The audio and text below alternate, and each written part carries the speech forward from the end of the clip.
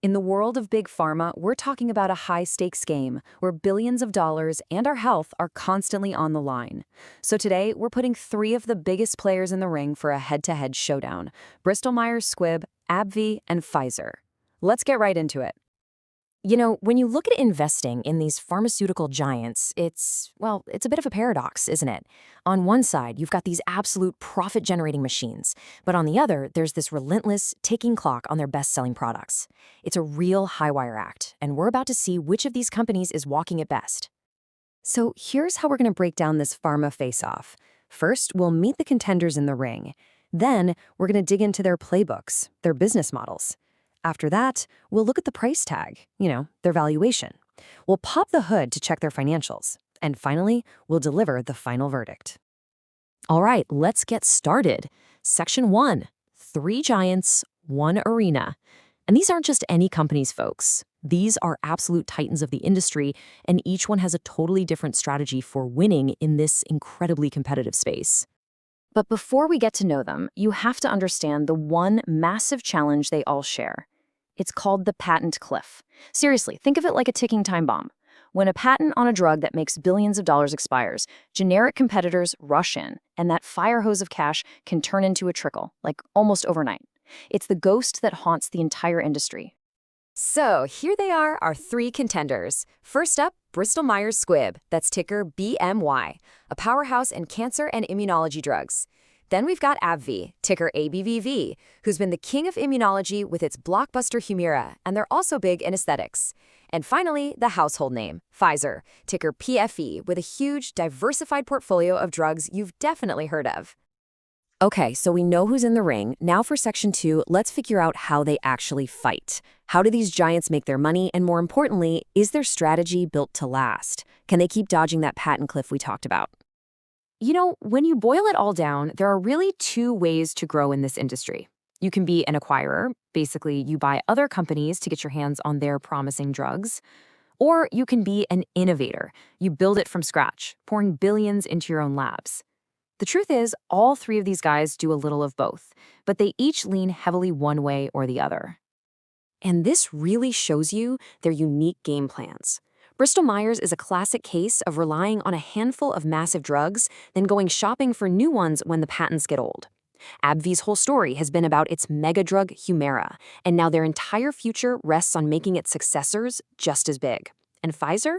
Well, they're in the middle of a major pivot, trying to move on from the pandemic windfall and get everyone focused on their cancer drugs. Let's move on to Section 3, valuation. Okay, this is where things get really interesting. It's the big question, right? Are these stocks a bargain right now, or is the market totally overpaying for them? Let's find out.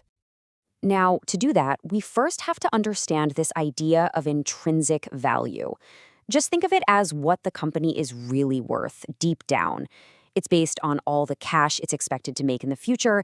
It helps us ignore the day-to-day chaos of the stock market and just focus on the fundamental value of the business itself. And boom, here's the tail of the tape. According to this analysis, both Bristol Myers Squibb and Pfizer are trading at a discount. That means their stock price is cheaper than what the business might actually be worth.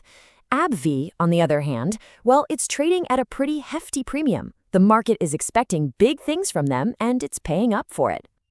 Now, here's another cool way to look at it. It's called the PEG score. All you need to know is that it's a valuation metric that also factors in growth and dividend payments. And the key rule of thumb? A score below 1.0 can be a big flashing sign that a stock is undervalued. And look at that, Pfizer is the only one of the 3 to dip below that line. All right, time to get our hands dirty. Section 4 is all about the financials. We're going to pop the hood and take a look at the engine of these companies. It's all about that balance between the cash coming in and the debt going out.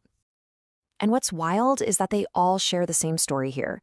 They are absolute cash-generating powerhouses. We're talking billions and billions in free cash flow. But, and it's a big but, all those acquisitions we talked about have loaded them up with a ton of debt. So the big question is, can that river of cash keep them afloat with all that debt weighing them down? So let's start with Bristol Myers Squibb. Just look at this number, $15.3 billion.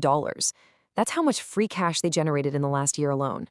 That's the money left over after everything's paid for. It is the absolute lifeblood of the business. and it's the core reason anyone would invest in BMY.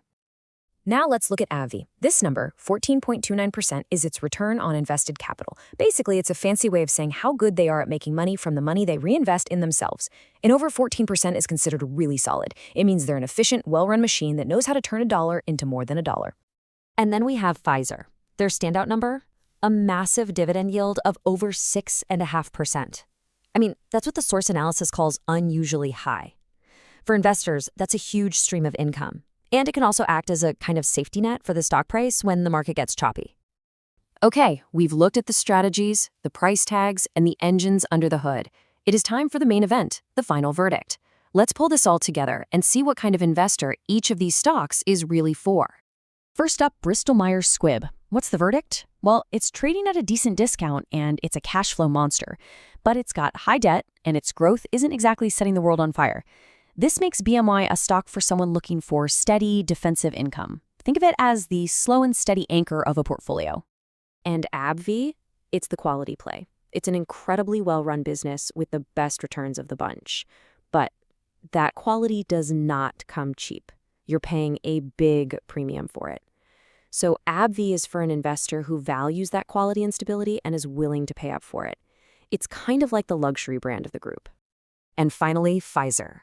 Pfizer is the high-yield turnaround story. It's the value play of the three, trading at a discount with that huge dividend as a kicker. It's a company in a state of flux. This makes it a perfect fit for an income investor who is making a bet that Pfizer can pull off a successful comeback. It's the underdog, the comeback kid of the bunch. So there you have it. 3 pharma giants, but 3 completely different investment stories. You've got the steady income anchor, the premium quality play, and the high-yield turnaround bet. The real question is, which of these fighters fits in your corner?